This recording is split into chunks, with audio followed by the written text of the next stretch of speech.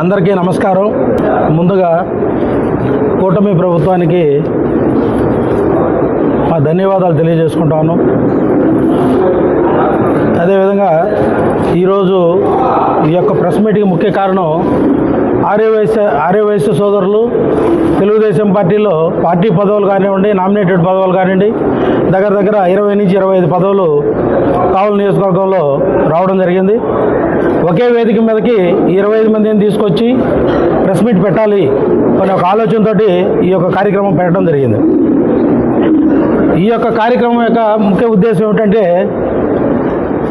మన కావలి నియోజకవర్గ శాసనసభ్యులు కావలి ముద్దుబిడ్డ మన ప్రీతమ నాయకులు కావ్య కృష్ణారెడ్డి గారి యొక్క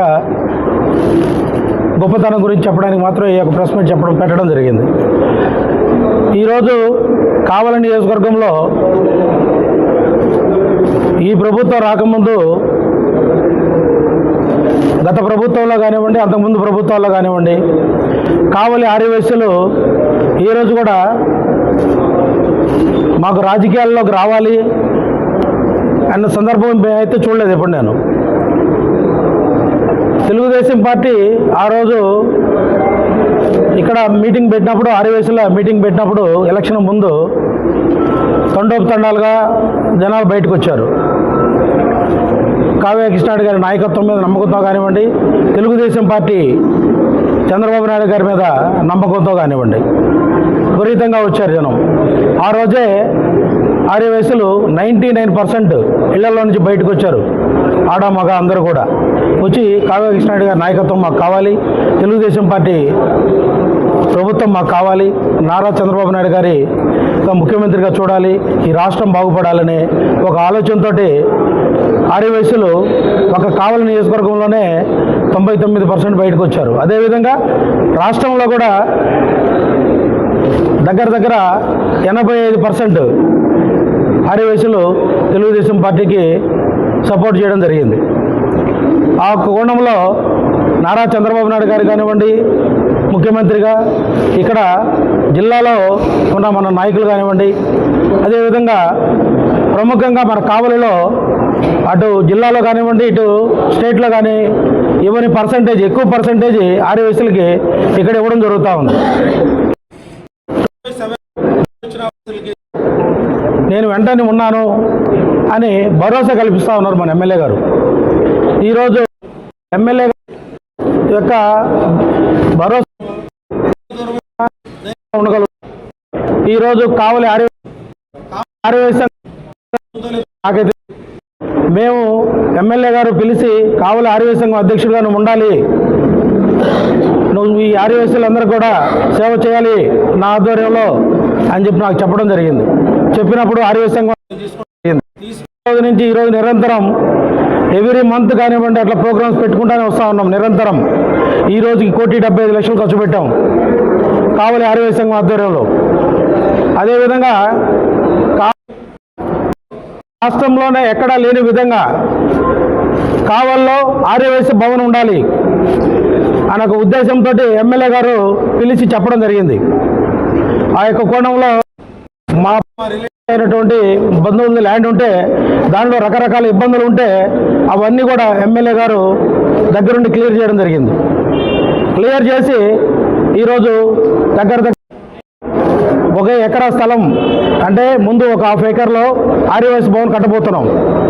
10 కోట్ల రూపాయలతోటి ఆర్యవైశ్య భవన్ కట్టబోతా ఉన్నాం. నిన్న నుంచి మట్టి తోలడం కూడా స్టార్ట్ అయింది. చరిత్రలో 174 నియోజకవర్గం వైశాఖకి ఎక్కడ కూడా ఈ విధమైన ఆర్యవైశ్య భవన్ ఉండదు. రాష్ట్రంలోనే రేపు ఆర్యవైశ్య మహాసభ తరఫున కట్టబోయే భవనం, టీజీ గారి తరఫున కట్టబోయే భవనం 5-6 కోట్లు మాత్రమే. అది ఇక్కడ కట్టే భవన్ 10 కోట్ల రూపాయల భవన్. కింద parking, first floor, second floor dining and conference hall, 4th floor rooms, పైన ఆశ్రమం.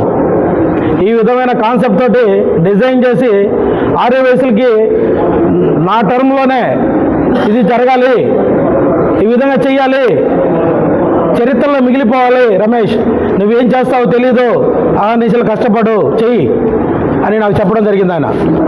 ఆ విధంగానే మేము ముందుకు వెళ్తా ఉన్నాం. నారా చంద్రబాబు నాయుడు గారు రాష్ట్ర సంక్షేమాన్ని, అభివృద్ధిని ఏ విధంగా కావలి నియోజకవర్గంలో అంతకంటే పరిగెత్తించుకుంటూ మన శాసనసభ్యులు గారు తీసుకెళ్తా ఉన్నారు. ఆయన రకరకాలుగా అభివృద్ధికి ఫండ్స్ రేజ్ చేసుకుంటా ఉన్నారు.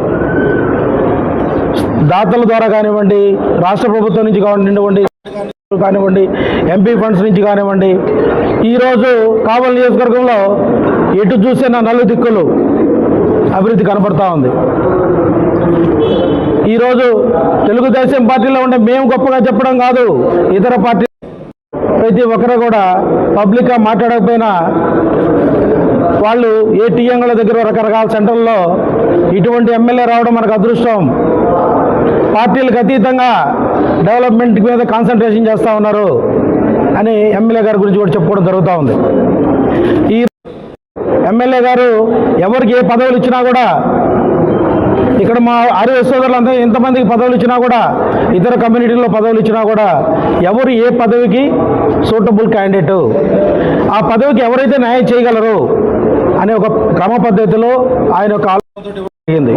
ఇక్కడ ఎవరో పొట్టిగా ఉన్నారు, ఎవరో పొడుగ్గా ఉన్నారు, ఎవరో కలర్ ఉన్నారు అనే ఆలోచనతో ఇవ్వలేదు. ఇది ఆయన యొక్క ఆలోచన విధానంతో, ఆయన యొక్క ఎక్స్పీరియన్స్ తోటి ఇవ్వడం జరిగింది. ఆ కోణంలో ఇక రాబోయే కాలంలో కూడా మున్సిపాలిటీలో కానివ్వండి, రాష్ట్ర పదవుల్లో కానివ్వండి ప్రముఖ స్థానం ఆర్యవైశ్యులకు ఇవ్వడం కూడా జరుగుతుందని చెప్పి మేము అనుకుంటున్నాము. అదేవిధంగా ఈరోజు కావల్లో ఆర్యవైశ్యులందరికీ కూడా కావలి ముద్దుబిడ్డ కృష్ణారెడ్డి గారికి ధన్యవాదాలు కావలి ఆర్యవైశ్య సంఘం తరఫున జిల్లా పార్టీ అధికార ప్రతినిధిగా నేను చెప్తున్నాను, అభినందనలు తెలియజేస్తున్నాను. అదేవిధంగా ఈరోజు కావల్లో కానివ్వండి రకరకాల డిపార్ట్మెంట్లు ఉన్నాయి మాకు. వస్త్ర రంగం కావచ్చు, గోల్డ్ బిజినెస్ కావచ్చు, రకరకాల కిరాణా వ్యాపారాలు కావచ్చు. అధికారులు ఇంతకుముందు విపరీతమైన ఒత్తిడి ఉండేది, మా వాళ్ళు నిద్రపాని రాత్రులు గడిపారు. ఎంతో ఈరోజు అధికారులు మా యొక్క కమ్యూనిటీ మీద టచ్ చేయాలంటే భయపడే రోజులు వచ్చినాయి. నిజాయితీగా పద్ధతిగా ఉంటేనే మనం వెళ్ళాలి, పోయి వాళ్ళని ఏమంటే వాళ్ళని ఇబ్బంది పెట్టడానికి లేదు అనే పరిస్థితి కూడా ఎమ్మెల్యే గారు తీసుకురావడం జరిగింది. ఏ విధంగా మా కమ్యూనిటీకి అద్భుతంగా సేవలు చేస్తూ ఉన్నారు, అద్భుతంగా భరోసా కల్పిస్తున్నారు. కావలి నియోజకవర్గ చరిత్రలో ఆర్యవైశ్యులకి ఇంతకుముందు జరగని విధంగా ఇప్పుడు ప్రజెంట్ శాసనసభ్యులు గారు ఆధ్వర్యంలో జరుగుతూ ఉంది. ఇప్పుడు జరిగింది చాలా తక్కువ, జరగబోయేది ఎమ్మెల్యే గారి ఆధ్వర్యంలో చాలా ఎక్కువ. కావలి ఆర్యవైశ్యులు 24/7 ప్రశాంతంగా ఉండే అవకాశం కల్పిస్తున్న కావ్య కృష్ణారెడ్డి గారికి మా ధన్యవాదాలు తెలియజేసుకుంటాను. నమస్కారం. జై వాసు, జై జయవాసు.